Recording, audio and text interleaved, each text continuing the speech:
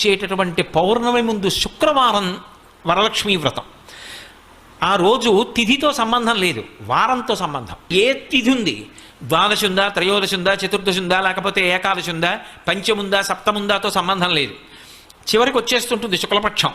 పౌర్ణమి ముందు శుక్రవారం ఏమొస్తుందో ఆ శుక్రవారం నాడు వరలక్ష్మీ వ్రతం చేస్తారు.